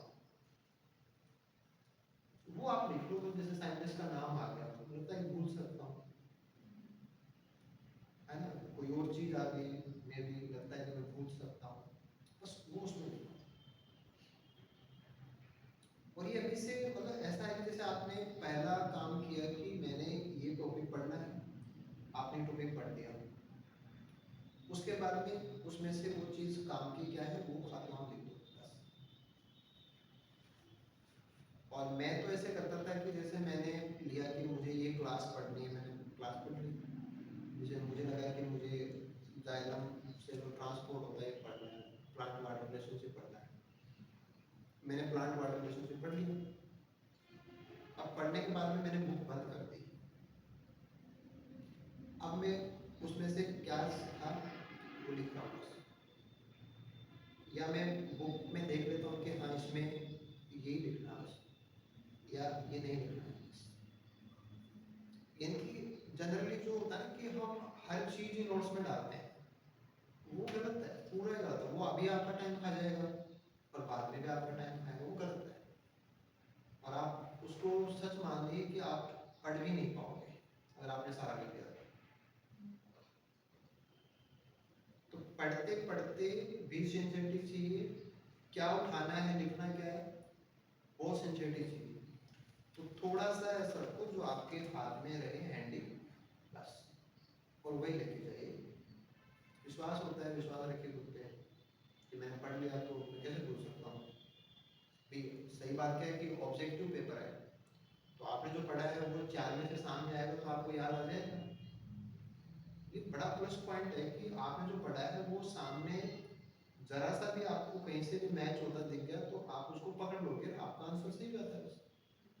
यानी कि ऐसा नहीं कि आपको तो सिर्फ क्रूड मेमोरी चाहिए कि ऐसा कैसा याद होना चाहिए, हल्का सा आइडिया लग जाता है उससे भी आप पकड़ लेते हो क्वेश्चन के आंसर को। तो इसलिए ज़्यादा वो नहीं है, बट ये कि इस टाइम में मैक्सिमम चीज़ें आपकी आंखों के सामने से जानी चाहिए कि आपको लगे कि ये मेरा देखा हुआ है, पढ़ा हुआ है मेरे पास, और वो चीज़ अच्छी होनी चाहिए, यानी कि अच्छी बुक्स। और फिर हर कोई क्वेश्चन नहीं, हर कोई क्वेश्चन नहीं, हर कहीं से नहीं। तो जैसे मार्केट में बहुत सारी चीज़ें अवेलेबल हो सकती है, उसमें 10% भी अगर गलत है तो 10% गलत तो बहुत ज़्यादा होता है। अगर उसके भरोसे आपके 2 क्वेश्चन गलत हो गए तो बहुत महंगा पड़ सकता है। तो ट्यूशन में जाओ तो सोच समझ के वो सही, मतलब ऐसे कि पिछले पेपर के क्वेश्चन कर लो ज़्यादा सही है, या उस लेवल के कोई क्वेश्चन हो तो वो ज़्यादा सही है। बहुत सारे क्वेश्चन करने से कोई फायदा नहीं है। हर कहीं से क्वेश्चन जैसे होता है कि जैसे ग्रुप्स हैं, व्हाट्सएप ग्रुप्स हैं, टेलीग्राम ग्रुप्स हैं, हर कोई क्वेश्चन भेज रहा है और हर कभी भेज रहा है, इसकी जरूरत नहीं है। हर क्वेश्चन देखने की भी जरूरत नहीं है, हर क्वेश्चन करने की भी जरूरत नहीं है। आपको जो लगता है कि ये करना, आपको उतना ही करना है। ऐसा तो आपका कोई भी फ्रेंड हो सकता है वो आपको 50 क्वेश्चन भेज देगा कि ये देख मैं आपको भेज रहा हूँ जिम्नास करने के 50 क्वेश्चन। तो ऐसे नहीं देना टाइम, ऐसे तो आपका पूरा शेड्यूल बिगड़ जाएगा। आप तैयार करना चाहते थे कुछ और आपको पता लगता है कि आप दिन भर कर रहे थे कुछ और, तो वहाँ नहीं जाना। तो ये कि वो सिंसियर मैनेजमेंट है, मतलब देखो सिलेक्शन नहीं होता है तो बहुत अजीब सा स्थिति होता है। एग्जाम से पहले बच्चे किस स्टेज में होते हैं, मैंने भी 2 बार एग्जाम दिए, मैं जानता हूँ उस चीज़ को। बट एक चीज़ होती है कि जैसे लगे कि भाई मैं जो तरीका अपना रहा हूँ वो तरीका सही है तो सब सही है। क्योंकि लास्टली जैसे आप सारा कुछ हो जाएगा फिर देखना, जिनके सिलेक्शन नहीं हुए उनके तरीके गलत थे, या तो उन्होंने मटेरियल गलत लिया, या उनका टाइमिंग्स, या उनकी प्रैक्टिस उनमें गड़बड़ थी। तो it is not the result, it is the process. क्या प्रोसेस में क्या सही कर रहे हो, रिजल्ट अपने आप ही सही आएगा। आपकी प्रोसेस में अगर दिक्कत है तो रिजल्ट सही कैसे आ सकता है।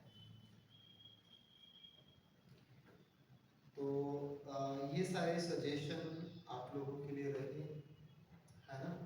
तो ये देखो बिल्कुल ग्राउंड लेवल की बातें कि चैलेंज तो है ही, देखो सभी के साथ बराबर चैलेंज है। आप अपनी साइड से क्या कर सकते हो, उसमें आपका पर्सनल पोटेंशियल भी मैटर करता है, आपका पर्सनल एनवायरनमेंट कैसा है वो भी मैटर करता है, आप किन लोगों से ज़्यादा कनेक्टेड हो, आपके इन फ्रेंड जो हैं वो आपको कैसे सजेशन देते हैं, आप उनके सजेशन को क्या मानते हो, आप खुद के लिए डिसीजन कितने स्ट्रॉन्ग या कितने वीक लेते हो, वो सब चीज़ें होती है। तो मेरे अकॉर्डिंग ये ऐसा टाइम है कि जिसमें आपको एक बार फाइनल प्रोग्राम बना के सारा बंद कर देना चाहिए बस, कि बार बार चेंज करने का प्रोग्रामिंग नहीं है, कि एक बार टाइम टेबल बन गया अब उसको नहीं छेड़ना, अब उसको अंजाम देना है। ऐसा नहीं कि आपने बना लिया कि मैं ये पढ़ रहा हूँ, आपका साथ का लगता है कि ये मेरे से ठीक है, ट्रेनिंग बन रही है, वो कुछ और पढ़ रहा है, तो आप अपने वाला छोड़ रहे हो, उसके साथ तालमेल बना रहे हो, ये नहीं। जीके के पेपर के बाद में भी आपने देखा होगा, और उसके बाद में भी देखना, जिन्होंने पहले एग्जाम दिया, साइना जानती है लोग कितना सच बोलते हैं। साइना,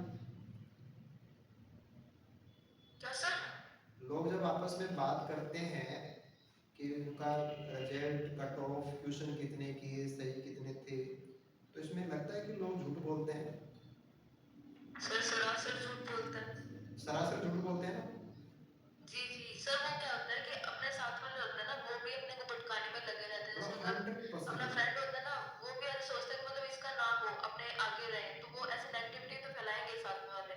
मतलब ये चीज़ बहुत पीक पे होती है इस एग्जाम के अंदर, ये चीज़ पीक पे देखने को मिलेगी कि व्हाट्सएप ग्रुप जो एग्जाम के बाद में पढ़ते हैं उसमें सारे लोग झूठ बोलते हैं। एग्जाम से पहले भी जब बात करोगे सब झूठ बोल रहे हैं। जीके में देखा होगा, लोगों से पूछा मैं क्या पढ़ रहा हूँ, क्या पढ़ रहा हूँ, आप खुद जो पढ़ते हैं वो नहीं बताते। यानी कि इन सर्किट जिनसे आपका कनेक्शन होता है, आप उन पे बिलीव ना करें, आप किसी पे बिलीव ना करें, है ना। ये बहुत इंपॉर्टेंट चीज़ होती है कि जैसे आप कहते हैं कि मैं ये टॉपिक किससे पढ़ रहा हूँ, और वो आपको खुद पढ़ रहा है वो नहीं बताएगा, आपको दूसरे बुक बताएगा। उसने खुद ने, है ना, कोई बुकलेट से क्वेश्चन नहीं निकाले, आपको कहेगा क्वेश्चन निकाले। और फिर दूसरी साइड में देखो, बाहर जो है बहुत सारे लोग जो काफ़ी सीनियर टीचर भी होंगे, आप उनके पास भी जाएंगे तो उनके साथ अलग समस्या है कि वो वही पहले के हैं, एग्ज़ाम के पैटर्न से आज के पैटर्न से अपडेट नहीं है, और फिर लोग इतना टाइम भी नहीं देते। हर कोई हर किसी को टाइम भी नहीं देता है, तो वो भी इश्यू आता है। टाइम देता है तो भी बहुत सारी चीज़ें होती हैं, कुछ गलत भी हो सकता है, जानबूझ के भी कोई गलत सलाह भी दे सकता है। तो ऐसी स्थिति में क्या होता है कि आप खुद ही अपना द बेस्ट डिज़ाइन कर लो, और आपको ठीक लगे आप वो करो, और आपको ठीक लगता है कि यहाँ पढ़ना चाहिए, यहाँ से क्वेश्चन करना चाहिए, आप वही करो, किसी के कहने पे मत करो। और आप साइना कुछ बोलना चाहेंगे कि जैसे आपने लास्ट बार एग्जाम दिया, तो एग्जाम की डिफिकल्टी या एग्जाम सब्जेक्ट सब्जेक्ट के हिसाब से आपको क्या लगता है कि मतलब और कुछ क्या गुंजाइश होती है कि अपन और कुछ चीज़ें जोड़ें, जैसे आप ऐसा क्या बोलना चाहेंगे, कुछ हो तो। नहीं सर, वैसे तो सारा सब कुछ आपने बता ही दिया है। वैसे जैसे पिछली बार आपने मेरे को मतलब पूरा बताया था, उसी तरीके से सारा ही है, उसी तरीके से फॉलो कर रही हूँ मैं भी पहले से। बस इतना मैं इन सभी को बोलना चाहूँगी कि जो नेगेटिव लोग होते हैं उनसे आप दूर रहें। आपको वो इस टाइम आएंगे सभी आपको डिमोटिवेट करने के लिए, वैसे आते ही होते हैं। और थोड़ा सा आप सोशल साइड से भी थोड़ा दूर रहें, 3 महीने में कुछ नहीं होगा, सारी सारी चीज़ें फिर से मिल जाएगी, वही वही यहीं पे बैठी है सब कुछ। ये तो बिल्कुल उसके सही अकॉर्डिंग बात है। आप अच्छे से पढ़ें, और टेस्ट सीरीज लेना भी सही रहेगा। और ज़्यादा से ज़्यादा क्वेश्चन करना, मतलब अपने थ्योरी करते रहेंगे अपने को समझ नहीं आएगा, साथ साथ थोड़े से अपने क्वेश्चन भी साथ साथ करते रहना चाहिए, तो वो भी अच्छा रहेगा अपने लिए। अपने को पता रहता है कि किस तरीके से क्वेश्चन आएंगे। और प्रीवियस ईयर जितने भी पीएससी के क्वेश्चन हुए हैं, ओनली राजस्थान के नहीं, अपने एमपी पीएससी वगैरह जहाँ जहाँ से जितने क्वेश्चन आ रहे हैं बोर्ड से रिलेटेड, तो अपने को वो भी सारे सोल्व करने चाहिए साथ साथ। बिल्कुल सही बात है। यानी कि मैक्सिमम आपको क्वेश्चन, इस स्टैंडर्ड के क्वेश्चन है, मैक्सिमम उस लेवल के क्वेश्चंस को आपको टच करना है। और ये जो था कि अभी जो सोशल साइट्स पे या सोशल नेटवर्किंग जो भी आपके प्लेटफॉर्म है उन पे लोग मतलब पॉजिटिव चीज़ें आपको कम मिलेंगी, तो बेटर है कि आप उनको, अब मैंने मिनिमाइज सा ही रखता हूँ, बस और क्या, जितना हो सके उतना कट ऑफ से करो। मतलब मुझे मुझे पर्सनली, मुझे मेरी तैयारी में मैंने किसी से कभी बात नहीं की, मतलब मेरे किसी फ्रेंड से कभी कोई क्वेश्चन डिस्कस नहीं किया कि मुझे ये क्वेश्चन नहीं आ रहा है या मुझे ये बताओ ना, मैंने किसी टीचर से भी नहीं किया। यानी कि ये चीज़ श्योर है, और ये चीज़ बदल भी नहीं सकती कि आप इस समय पे, वो जैसे कि बीमार आदमी हो, तो अब डॉक्टर जो जो चाहता है वही होता है उसके साथ। तो वही सीन है, आप जैसे सामने वाले के ऊपर डिपेंड हो जाओगे तो कोई गारंटी नहीं है कि आपको सही सलाह मिलेगी या आपको सही आंसर मिलेगा। तो अच्छा है कि आपके जैसे जो हैं, जो तैयारी में लगे हैं, वो आपके जैसे तो हैं, तो उनके पास कोई बहुत सही बात या बहुत सही एक्सपीरियंस कहाँ से आ गया? तो उनके पास चीज़ें हो सकती हैं कि रेयरली कोई सही बात होगी, तो वो तो आपको भी पता होगा, और ना भी पता होता तो क्या फ़र्क पड़ता है? जैसे आप जो तैयारी कर रहे हो, आप सही तैयारी कर रहे हो, सही क्वेश्चन प्रैक्टिस कर रहे हो, तो फिर गलत क्या चीज़ है? गलत तो कुछ है नहीं। तो ये बहुत सही चीज़ है कि आप चीज़ों से जितना बचो, खुद को पूरा प्लान करके चलो, और नो डाउट पेपर आराम से हो जाता है। भाई कंपटीशन है तो कंपटीशन तो होगा ही होगा, सेलेक्ट तो लोग ही होते हैं ना। मैंने तो आपको पहले की मीटिंग में ये भी कहा था कि आप एग्ज़ाम की प्रिपरेशन कर रहे हो तो आप 2-3 कॉलेज में घूम के आना, और वहाँ जो टीचर्स लास्ट बैचेज में लगे हैं उनसे थोड़ी मीटिंग कर लेना, बातचीत कर लेना।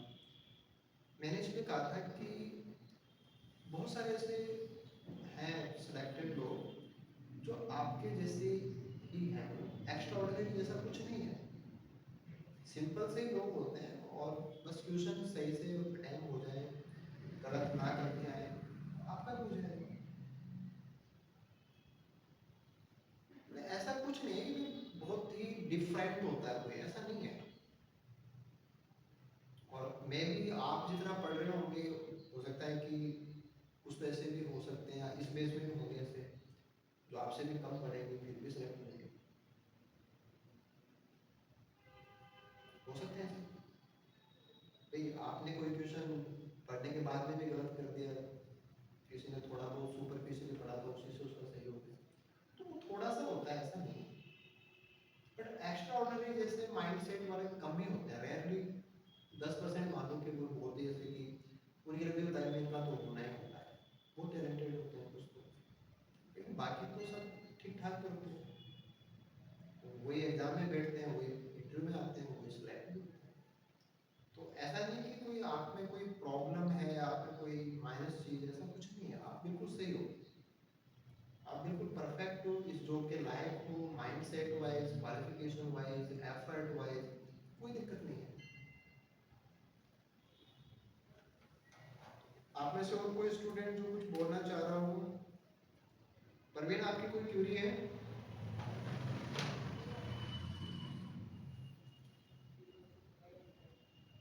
आप सुन पा रहे हैं Parveen? Yes sir, yes sir. आपका कोई और कोई क्वेश्चन हो, कोई क्यूरी हो जो आपको लगे कि आपको पूछना चाहिए? No sir, thank you. चलो अच्छी बात है। अनीता, अनीता भी हमारे साथ जुड़ी हुई है, सुन पा रहे हैं आप हमें? आई होप शायद टेक्निकल कोई दिक्कत नहीं होगी, कोई बात नहीं। ठीक है, तो देखिए हमारी साइड से आज का ये सेशन है, ये हम इसको एंड करते हैं कि ऑलमोस्ट किन चीज़ों के हिसाब से आपका डिज़ाइनिंग होना चाहिए। सीरियसनेस तो जरूरी है, थोड़ा सा लोगों को लगना भी चाहिए कि ज़्यादा सीरियस है, कोई फर्क नहीं पड़ता इस चीज़ से, और 2-3 महीने के बाद में क्या फर्क पड़ जाएगा। आप अच्छे से सीरियस रहिए, जितना टाइम हो सकता है लोगों के साथ, फैमिली के साथ, जितना टाइम क्वालिटी टाइम दीजिए, उससे क्या है कि मन ठीक रहता है, अच्छा भी लगता है, वो मिस नहीं करना आपको।